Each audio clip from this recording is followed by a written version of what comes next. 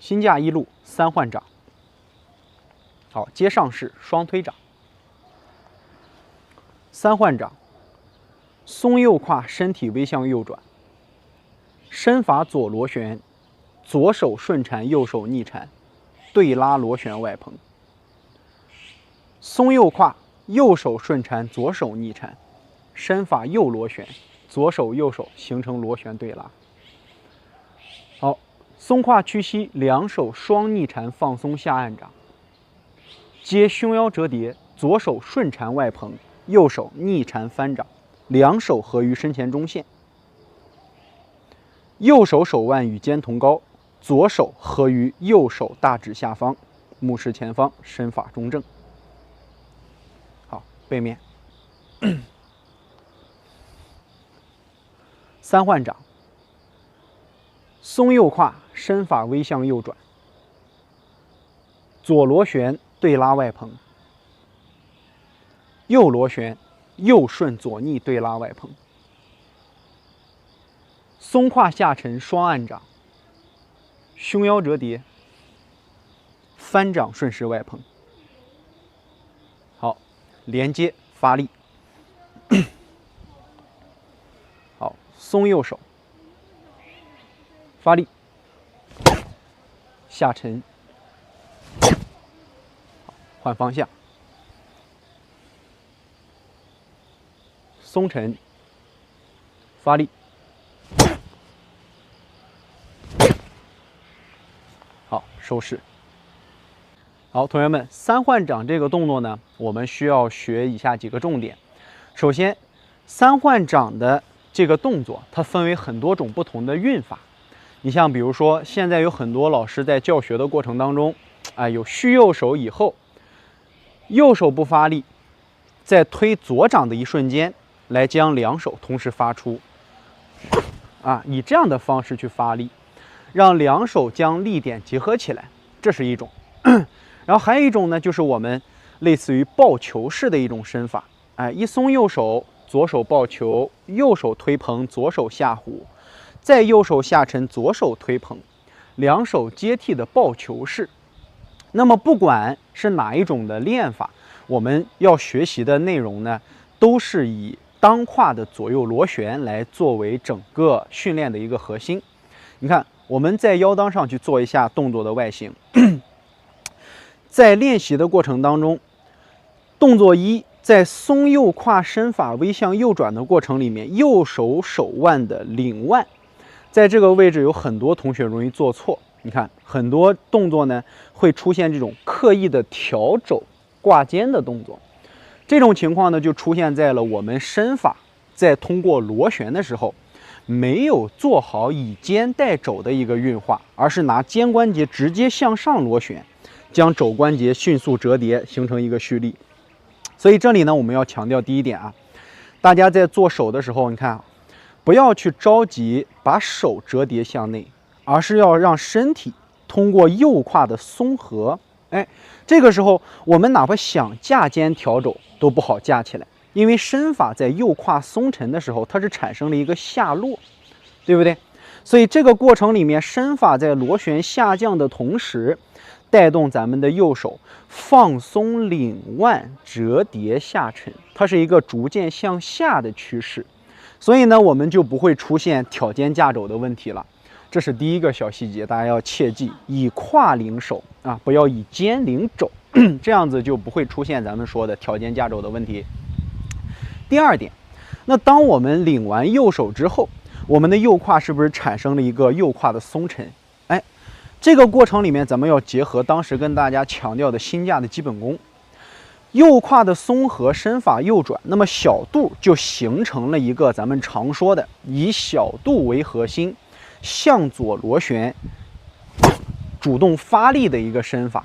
所以在这个过程里面，我们很多老师在发这个力的时候有一个坏习惯，就是一发力，它蹬起来。在这个过程里面，你的身法一起，力量就不会再往前走了。整个身法蹬起来之后，它就会导致我们去拔根儿。所以在运化动作的同时，我们还是一样要把意识和劲力以这个肚子为主体，当我们在螺旋的时候，形成向左的螺旋对拉，那么肚子往左转，右胯一定要顺势的将当胯打开，左胯产生螺旋相合，不要在发力的过程当中一走，习惯性的蹬右腿，把右胯一捧，觉得顶起右胯就算是崩胯的发力了。那有了这种情况以后，咱们就形成了说，不管你啥动作都想用延收拱拳去发力，延收拱拳发多了，那你只要一发劲儿，它抖不抖？它也抖，但是胯在两脚间距很近的时候，你向前向外去崩弹，你的身体会往上弹起来，它就不会用咱以小度为螺旋的这种方式，让你的身法不往上起，而是直接向左螺旋的身法了。所以这块大家得要多练，以它为核心，发力的过程当中，肚子往左转，身法不要往上起，这是其一。然后再一个，就是我们有了肚子的左右螺旋以后，我们再看三换掌里面呢，有很多老师要么只发2个力，要么只发1个力。咱们呢教学希望大家能够把基础的这个内容里每一个发劲都做出来，所以咱们将教学当中的3个力都发出去。所以第一个力就是发右手，在发右手的过程当中，咱们的掌从领腕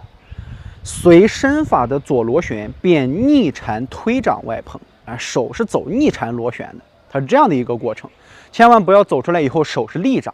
逆缠向内，指尖微朝向于中线的斜45度的上方向，逆缠。那同时左手在推右手的时候，为了和右手产生对拉，左手顺缠螺旋向后顶肘，来形成一个续好右手之后，螺旋对拉的身法转动。这是咱们左右手的第一次变化。那第二次变化呢，就是咱们要发左手，同时是身法向右螺旋。那么通过前半段的这个向左发力的这个感觉，大家一样，小肚为螺旋核心，肚子向右主动旋转。那在这个过程里面，小肚向右转的同时，你看又形成了一个，以身体的左转带动左手逆缠向外推捧。所以同样的道理，很多老师会形成一个什么样的错误观念呢？认为我发力就必须得蹬腿，小肚螺旋不管用就会形成一个像右腿一样的问题，蹬左腿这样去往前推掌，所以导致身体的过多拧转，而且会形成一个比较严重的膝盖向内拧的这个顺序。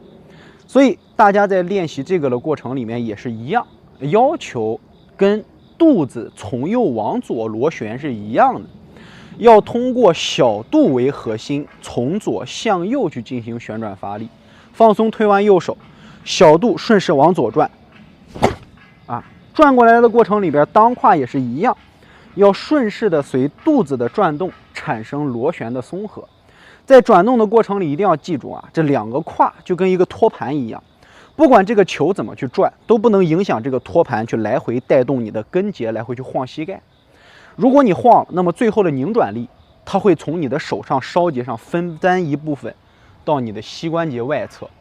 所以这个时候就是咱们常说的，我发个力，我发双推掌，我甚至都会伤膝盖。所以咱们到这儿也是一样的小肚从左往右，也不要去拧腿最后也是我们三换掌里面最难的一个力，推完左右2个发力之后，两手的这个弧线跟右左两边变化是相同的，左手指尖朝向右斜前方斜上方45度，右手掌心朝上合于自己的肋间。随后这个时候咱们的身体不是已经松成一个放松下沉的状态了吗？看好，到这儿之后不要着急去走第3个劲儿，先走胸腰折叠，把当胯松下来，松的过程当中当胯后沉下坐，坐的时候还以右腿为支撑腿，在下沉的时候右手慢慢放松走逆缠，两手双按掌合于哪？合于身前中线。合到这儿以后我们的胸腰折叠这样的一个涌动，也是咱们课前说的基本功。如果说这个力发不出来，那就还是基本功没有做好。把胸腰折叠从尾闾到梢节的这个过程给它体现出来，放松给它体现出来。胸腰折叠的力能发出去，你的两手才能顺势的向外捧打。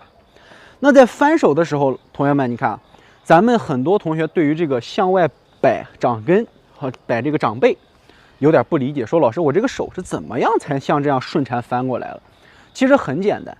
我们在胸腰折叠的过程里面，这个涌动它跟我们的双手它也是形成一个滚动是相关的。就像我们前面讲这个抱球的单边一样，你的身体有了螺旋以后，它带动手就好像在摸一个球一样。那么这个时候呢，咱的小肚向前滚动，这个向前滚动的丹田，那对于咱们的手来讲，是不是也一样意味着这个手要顺势摸球的外沿，对吧？由前向后滚动的一个外沿，在滚动的过程当中，抚摸球体，顺势翻掌，撑掌下沉。所以左手的运化非常简单，它只是随着小肚的涌动螺旋，来形成了一个自然放松的涌动翻掌。所以身体怎么动，那手就怎么去向前滚动，和咱们以身领手的要求是一样的。侧面看，翻掌螺旋，下势外捧，只是向前滚和咱左右两边滚，它的感觉从视觉上不太一样，但是其中的蕴含的原理是相同的。这是左手，那右手其实一样的。当我们翻下来之后，你看，它一样在向前滚动，但是在向前滚动的时候，右手领腕起身之后，顺势随着咱的裆胯后撑的过程，做捧掌，它有这种感觉。左手是翻捧，右手而是随胸腰折叠的领腕，也是看到没有，向前去滚动画了一个球体，只不过一个是手臂的滚动，一个是手臂的环绕。这两个力都是通过什么？胸腰折叠，放松下沉，涌动上，涌动外捧。那么我们也一定要记住啊，你身法通过涌动的时候，不要出现什么站起来，最后你的手上的力是通过哪里出来的？后沉，后沉。你的身法一样是对称向下走的，而不是一发力咵站起来。这三换掌其实对于大家来讲的话很简单。如果同学们出现了一个两手交替，就这个位置发力不好发的时候怎么办？千万不要从自己的胳膊上出发。有的同学说，老师，我胳膊上没有劲儿，我做俯卧撑，我拉这个拉力器，我会不会对我的这个手臂速度有好处？不是，全都在小肚上。手的速度快慢跟小肚的这个螺旋有非常大的关系。肚子能够左右运动的越快，那么对于你的梢节来讲，你的梢节速度就会越快。所以手臂不要刻意的去做俯卧撑去提高它的肌肉强度，反而你越提高手臂的维度肌肉强度，那也会给我们造成什么？手臂的僵力和着力。以肚子为螺旋，让手臂放松，自然而然的向前去发。时间久了，手上的速度自然就出来了。心甲一路。